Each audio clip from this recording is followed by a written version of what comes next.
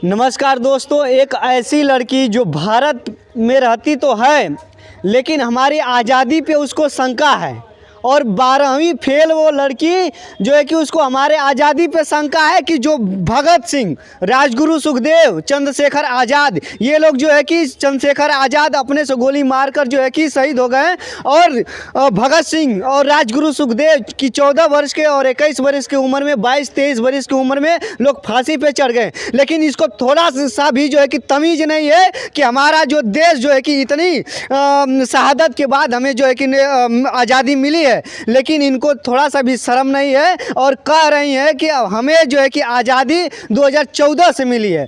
लेकिन मैं कहना चाहता हूं, और यहाँ पे देखिए हमारे नौजवान युवक बैठे हुए हैं और कुछ लोग सहयोगी लोग बैठे हुए हैं और मैं सबसे परिचय करवाऊंगा और बताऊंगा। देखिए, राष्ट्रीय सैनिक छात्र दल एनसीसी के ये जो है कि छात्र हैं और आप देख सकते हैं पीछे बैनर लगा हुआ है, देश के आज़ादी के वीर सपूतों के सम्मान में एनसीसी छात्र मैदान में, और आ चुके हैं ये लोग और इन लोगों से भी परिचय कराऊंगा। और आपको बता दे रहा हूं कि आज तारीख है 20 नवंबर और ये लोग रात में ही आए और अभी तक यानी कि 24 घंटे हो गए और भूखे हैं। और हमारे भावी विधायक जी यहाँ के जो होने वाले हैं वो यहाँ इनकी व्यवस्था करवाएं। चलिए इनसे हम बात करते हैं।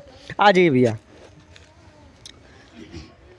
जी, सबसे पहले आपका स्वागत है। जी धन्यवाद सर जी आपको। और सबसे पहले मैं भावी विधायक जी को धन्यवाद देना चाहता हूं क्योंकि हम लोग के यहाँ जो व्यवस्था के लिए देखें, इतना दूर से हम लोग आए हैं इसलिए। जी, आप लोग 24 घंटा से खाना पीना नहीं खाए? जी, भोजन नहीं किए हैं चूँकि रात में आए थे यहाँ पे और उसके बाद भोजन इधर शाम हो गई है। जी काफ़ी रात हो गया था तो बस वही से चल रहा है अभी तक। जी, तो ये कंगना रनौत जी बोली हैं, इसके समर्थन में, इसके जो है कि विरोध में आप लोग प्रदर्शन कर रहे हैं। जी चूँकि हम एनसीसी वाले हैं, अपने देश के जवानों को अपमानित देखा मैं नहीं सही नहीं सकता हूँ क्योंकि उन्हीं से मैं ट्रेंडिंग होता हूँ और सब लोग पता नहीं। लेकिन जो ये बोली है कंगना रनौत, इनको शिकंजा में लेकर इनकर भी मुकदमा चलाया जाए, इनको क्यों छोड़ते हैं?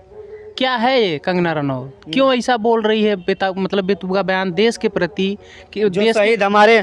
देखिए, मैं एक चीज़ और बता दे रहा हूँ कि जो जिस स्थान पे ये लोग हैं, यहाँ वीर अब्दुल हमीद, परमवीर चक्र विजेता वीर अब्दुल हमीद जी के स्थान पे हैं ये लोग। और मैं सबसे इंटरेस्टिंग चीज़ें मैं ये बता दे रहा हूँ कि जो कंगना रनौत जी है उनको पद्मश्री अवार्ड भी दिया गया है।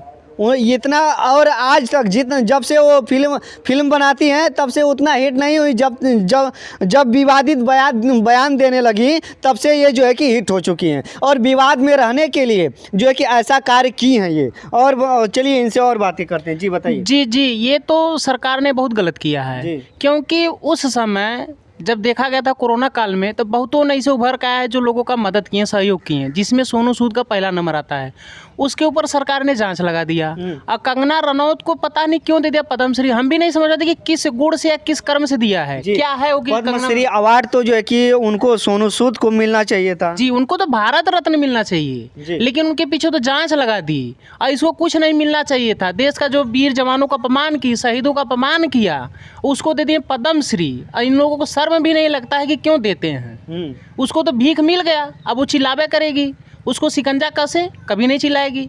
इसलिए हम नौजवान बनारस से चलकर गाजीपुर के धरती पे आए हैं, चूँकि देश का गाजीपुर पहला ऐसा जिला है कि जहाँ यहाँ घर घर हैं जवान। और जिस स्थान पे हम हैं, वीर अब्दुल हमीद जी, इनका तो विश्व भी जानता है नाम।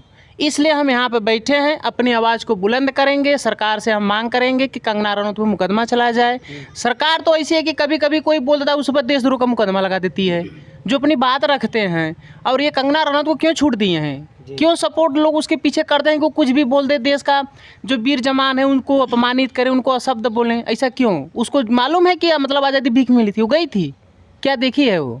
हमको बहुत हर्ट हुआ इसके लिए, इसलिए हमने वहाँ से आया है। और जब तक हमारी मांग पूरी नहीं होगी हम ऐसे चलते रहेंगे। अच्छा, देखिए दोस्तों, कंगना रनौत को तो अब मैं एक चीज़ और बता दे रहा हूँ कि अगर ये भारत के जितने भी शहीद हुए हैं और अभी जो सैनिक हैं, अगर ये लोग नहीं रहते तो जो कपड़ा पहने हैं वो भी नोच डालते और अन्य देशों के लोग और चलिए और कुछ लोग सहयोग कर रहे हैं उनका। मैं कहना चाहता हूँ, अगर मेरे पे मुकदमा चलाना है तो चलाइए, जितना करना है करिए, लेकिन मैं जो है कि खड़ा रहूँगा इसी तरह, और इसी तरह जो है कि जितने भी वीर जवान शहीद हुए हैं उनके प्रति मैं लड़ता रहूँगा और सैनिकों के प्रति मैं लड़ता रहूँगा। ये जो है कि आप मुकदमा हमारे पे करिए, मैं तैयार हूँ इसके लिए। और मैं बता रहा हूँ, चलिए और लोग जो इनके सहयोग में आए हैं, ये 24 घंटा से भूखे हैं, इनके सहयोग में जो आए हुए हैं उनसे भी हम मिलवाएंगे आपको। जी बताइए क्या कहना चाहते हैं? हम लोग बैठे तब तक रहेंगे जब तक हमारी आवाज़ों को वहाँ तक सुना न जाए। ये हम पढ़ करके आए हैं, और ना ही हम किसी से डरेंगे, और ना ही हमको कोई किसी से इसी चीज़ है कि हम ठंड से डरें या भूख से डरें, इसी कोई बात नहीं है। हम लोग एकदम फिट हैं, चूँकि हम आर्मी की ट्रेनिंग दिए हैं। हाँ, जो हमारे सहयोग मारे उनका बहुत बहुत धन्यवाद, उनका मैं स्वागत करता हूँ तहे दिल से, क्योंकि ये सबकी बात है, सबके घर में है जवान, और जवान ही तो देश की रक्षा करते हैं। नेता तो अपना मस्त कर रहे हैं, लेकिन जवानों के प्रति ये बोलना ठीक नहीं है। सबको एक होकर इस पे आज 6-7 दिन हो गए हैं, अभी वैसा ही चल रहा है। और सबसे बड़ी बात है कि भूमिका होती है मीडिया वाले, यदि मीडिया वाले चाहेंगे तो बहुत कुछ हो सकता है। जी, तो चलिए और सहयोगी लोग हैं। आएगी सरकार, होश में आएगी, अभी आई है। 1 साल से बैठे थे किसान, 3 दिन बाकी था 1 साल होने में। हमने गया था गाजीपुर बॉर्डर, हमने वहाँ उनका दुख दर्द देखा, हमने दर्द उनका बांटा, तब हमने उसी तरफ से सीखा भी। जब 1 साल बाद सरकार होश में आई है तो यहाँ पे भी सरकार जागेगी, और कंगना रनौत भी पछताएगी, उसको जेल जाना होगा। ये तो तय है। हम तब तक नहीं मानेंगे जब तक उनके पे कार्रवाई नहीं होगा। ये सुन ले सरकार और चेत जाए सरकार, जाग जाए। क्योंकि मैं भी बनारस से हूँ, जहाँ से प्रधानमंत्री को मैंने बनाया सांसद। जी, और एक चीज़ और मैं बता दे रहा हूँ कि ये जो आपको दिखाई दे रहे होंगे ऐसे व्यक्ति हैं कि अपना ज़मीन गिरवी रख के जो है कि 2 बीघा है और दे दिया, क्या बोलते हैं, व्यायाम शाला। मैं 21 साल से समाज सेवा कर रहा हूँ। जब हमारी उम्र 21, अखाड़ा के लिए आप 2 बीघा दे दिए। तो मैं ये पूछना चाहता हूँ कि कंगना रनौत जो है कि कितना पैसा और कितना जो है कि जमीन दूसरों के लिए दान दिया है, वो बता दे सरकार। अब जो पद्मश्री अवार्ड दिया है उसको हमारी जीवनी चेक कर ले सरकार। मैं उसी ब्लॉक से आता हूँ जो सरकार ने भारत का पहला आदर्श ब्लॉक बनाया, सेवापुरी। हमारी जीवनी चेक कर ले। मैं समाज सेवा 10 साल से कर रहा हूँ। मैं NCC से हर पल समाज सेवा करता हूँ, और सबको देख ले जिसको पद्मश्री दिए है।